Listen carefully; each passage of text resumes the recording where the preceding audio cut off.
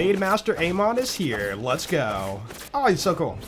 Hey, what's going on, guys? Welcome back to another video, and today we're going to be going over BLADEMASTER Ammon, and he's pretty good. He's pretty good. It can do it all. Shield bars, armor bars, health bars, flying enemies, mobbing, bossing, UVH5. So, let's go over the build. Just like any build that doesn't main a gun, just put on Hot Slugger for a second wind if you need that. We have the taser. That's a good backup to have too, in case you're taking out like a bunch of enemies, but for the most part, you don't even need guns at all. It's just for like second winds. For the rev kit, AF1000 is a good choice. You want to go speedy mode. You want to close the gap fast.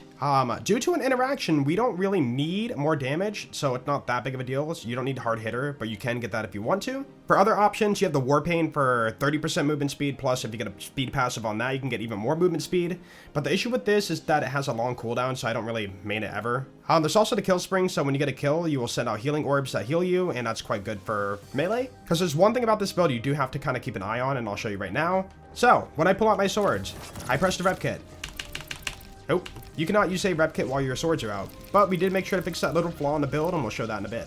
So if you want to, you can use the kill spring to heal, but you don't need it due to a little trick in the skill tree. But for the most part, I like the AF1000. Triple bypass, good option too.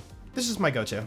For the grenade, you want to use a Slippy, because in my red tree, there's a skill where if I melee, I activate kill skills. And so this is really good to kind of throw out and kind of get your starter damage right at the start of a encounter or boss fight. So you definitely want this.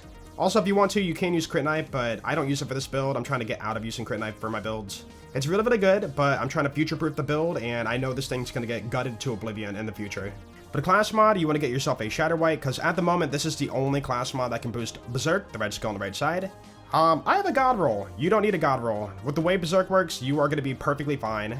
But yeah, this thing is stupid. We're not even using it for the blue tree forge wave stuff. We're just using it only for the Berserk skill. So get one of these with the most points on Berserk you can. For the shield, you have two choices, but I find the Watch for Dinner to be a little bit better for the build because you're boosting up shock damage.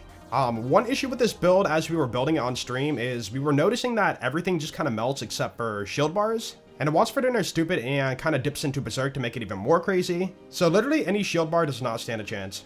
For the enhancement, use whatever you want. You just want to get gun damage on it for your passive, and that will dip into your specializations. But yeah, use whatever you want. It doesn't matter.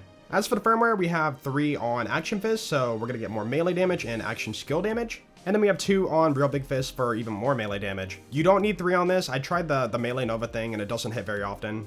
Alright, that's all the gear, so let's go over the skill tree. So, most of our points are in red tree. There's a little in green tree. We're going to go over that in a second. So first off, all the movement speed. You need to close the gap. You need to be fast. You need to chain your Berserk. And it takes advantage of the Groundbreaker specialization. So when you're doing melee, you need to be fast and build up that big damage. 5 here for a 1 in 4 chance for an automatic crit. That's huge for the build. You only need 1 point in Gut Punch. That's going to give the enemy weakness, and that's really nice for bonus damage. Titanium Knuckles recently got a buff, so now it's even more melee and skill damage, so that's quite nice. And here's the nice trick. 1 point in best defense. You only need 1. So, Ammon gains overshield when he does melee damage. 3% of melee damage dealt. You're doing crazy melee damage, so a couple of hits and you're just maximum overshield at all times. Like, enemies can never touch your shield, which is insane. After speccing all the points, I had 1 point left, so I put it in Forged in Steel, and that's quite nice for invulnerability for 6 seconds. Sometimes, you know, you want to jump into your combat and you throw the fish slaps out, and they can down you. Your fish slaps are dangerous. Or, sorry, the Slippy. It's called the Slippy in this game. So this skill is quite nice for avoiding that self-damage at the start, and I definitely recommend it. Now, if you were squeezing for points in a build, I would have liked to have what burns within for more fire damage, but due to the way that the Groundbreaker and Berserk works, we don't actually need this too much, but if I had more skill points, I would definitely put it there. So, left side, this is the most important. So, Berserk. You throw your Forge skill out, you activate Berserk, and you get insane cryo damage. And then you pair it with There's Only Red for 600% cryo damage. Yeah, and it's a kill skill. So guess what? You can do melee attacks, not even get kills, do melee attacks, and it will activate your kill skills. So activate Berserk up to 10 stacks. Super duper fast. So this combo right here is the bread and butter of the build. You definitely want to have this. 2 points here just to move down the tree. You have to, you know, put it somewhere. These are not super needed. Into the fray. For my testing, the damage dealt isn't what it says. It's actually a lot less. But the damage reduction, from what I was told, is 70%, not 50%. So that's a huge damage reduction bonus. And if you're doing melee, you're point blank, you're taking hits, you need to be, you know, quite tanky. That's it for the red tree, so let's go over to the green tree, and green tree has a lot of good stuff in it, especially this. So first off, Gathering Storm. This got a buff recently, so we're getting up to 45% element damage as a tier 1. A tier 1 skill, dude. Insane. Executioner, that's up to 40% crit damage, quite nice. And then you have your shock damage here for 30%. And then, so with these points here, we can move down the tree and get ourselves Blade Tempest. Earlier I was talking about how shields were kind of the issue with the build. During testing on stream, we were working on this build for like 9 hours, and we noticed that we could destroy everything except for shields. So the only way to get a significant boost into our shock for melee was Blade Tempest. So in a way, this build wasn't supposed to be like holding 2 cool swords, like that wasn't like the theme of the build. I just needed shock somewhere in it to make this build function. So Blade Tempest will give us a fire and a shock sword. When you're doing regular Crucible, like the 2 axes, you only get fire and cryo, so it doesn't work for shields too well. But yeah, with this, you can do shock and fire, and you have the added benefit of hitting flying enemies. You know, if they're out of reach, just toss your blades. Unfortunately though, it doesn't actually proc Groundbreaker, even though it says it does melee, but it will proc Berserk for the cryo damage on those. Quite good. And that is everything for the skill tree. I would have liked to get a little more in blue tree, but again, we're limited skill points. We need that shock damage to function for everything in the game, and all these points here are carefully placed. There's not really much more I can do for improving it until we get a level cap upgrade. So specializations, pretty straightforward. We have melee gets boosted from gun damage, so that's quite nice. I am a gun for action skill damage getting boosted from gun damage.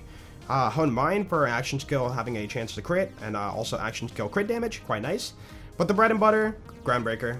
So if you guys don't know, when you're using Berserk, that cryo damage dips into Groundbreaker over and over, and will build up massive, massive damage. And because we're using the Watch for Dinner, it will dip off of the Berserk skill and boost it up even more, dipping into Groundbreaker even more. It's quite stupid. Here, let me show you one more time. Sorry, I'm quite excited for this build.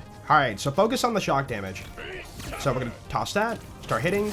So shock damage is kind of low, and you see it getting higher and higher. The fire damage does lag behind, but yeah, you can see the cryo damage from Berserk getting higher and higher, but like the shock does follow along with it, which is quite nice. So shield bars really just don't stand a chance. What am I even looking at? The numbers are breaking right now. So as long as you're hitting stuff, you're just gonna destroy everything. Yep, I don't even know what those numbers are anymore. Interesting. Alright, that's it for the build, so let's go ahead and take on some combat. Okay, so we're on UVH5, here we go. So we're gonna activate Berserk by tossing this out. Pull out the swords, and honestly, I probably should have started out with a little bit of the Slippy, but it's fine. From here, you just chain the damage up, and then everything becomes a one-shot. It's insane. So that guy's dead, and you can see our massive movement speed too. Let's make it even more. We have the AF1000, and now we're like super speedy. We're running around getting one-shot kills. Dude over here, goodbye. You can spam melee, you can throw melee, it doesn't matter. It's just everything's gonna die. It's quite unfortunate for the enemies, that's for sure. And you have so many charges back to back to back that you never have to worry about your stuff running out. So you just always have it ready. Anyways, I think it's time for the boss. Alright, there's the bosses. Alright, Hank's dead. Frank's dead. I'm dead. I stepped into a fire puddle, but Sal's dead.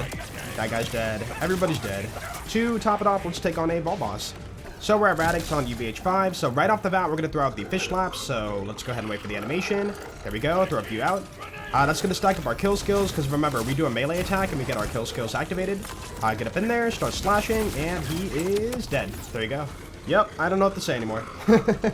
Anyways, I hope you guys enjoyed BLADEMASTER AMON today, so let me know below in the comments what you think about it. Have some fun with it yourself.